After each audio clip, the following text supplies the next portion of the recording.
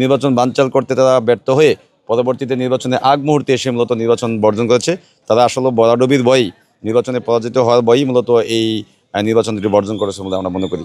দেখেন 33 বছরে নির্বাচনটা বন্ধ ছিল, তো সেখানে 33 বছরের যে অচল অবস্থা সেটি কাটিয়ে ওঠে, অনেক জটিলতা ফেস করে, অনেক চ্যালেঞ্জের মোকাবেলা করে প্রশাসন এই নির্বাচনটা সুষ্ঠুভাবে সম্পন্ন করার জন্য সর্বাত্মক চেষ্টা করে গিয়েছে। আমরা দেখেছি বিশ্ববিদ্যালয়ে প্রায় 700 শিক্ষকরা কিন্তু কখনই চান না জাকসু নির্বাচন অনুষ্ঠিত হোক। যদি তারা চাইতেন তাহলে সমস্ত শিক্ষকরা এই নির্বাচনকে সুষ্ঠুভাবে সম্পন্ন করার জন্য যার যার জায়গা থেকে আন্তরিকতার সাথে এই প্রশাসনকে এবং নির্বাচন কমিশনকে সহায়তার হাত বাড়িয়ে দিতেন।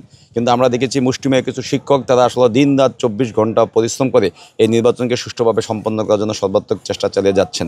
তো সেক্ষেত্রে আমরা গতকাল সকাল 9টা থেকে যখন ভোট গ্রহণ শুরু হয়েছে এবং বিকাল 5টা অবধি যে আমাদের ভোট গ্রহণের সময়সূচি ছিল, পরবর্তীতে ভোটার উপস্থিতি বেশি হওয়ার কারণে আমাদের কিছু কিছু হলে সন্ধ্যা অবধি ভোট গ্রহণ চলেছে।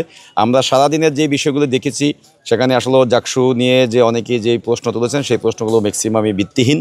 কেননা এখানে নির্বাচনী কারচুপি বা কোনো রকম যে পক্ষপাতমূলক আচরণ যে বিষয়গুলো তার সামনে এসেছে সেগুলো কোনো রকমের সুস্পষ্ট কোনো ভিত্তি নেই। তো আমরা মনে করি যে নির্বাচনকে শুধুমাত্র প্রশ্নবিদ্ধ করার জন্য যে একটি বিশেষ মহল তারা এই কাজ চালিয়ে গেছেন। তারা অতীতেও নির্বাচনকে বানচালের জন্য সর্বাত্মক চেষ্টা চালিয়ে গিয়েছিলেন, কিন্তু নির্বাচন বানচাল করতে তারা ব্যর্থ হয়ে পরবর্তীতে নির্বাচনে আগ মুহূর্তে এসে মূলত নির্বাচন বর্জন করেছে। তারা আসলে বরাডবির ভয়ই, নির্বাচনে পরাজিত হওয়ার ভয়ই মূলত এই নির্বাচনটি বর্জন করেছে বলে আমরা মনে করি।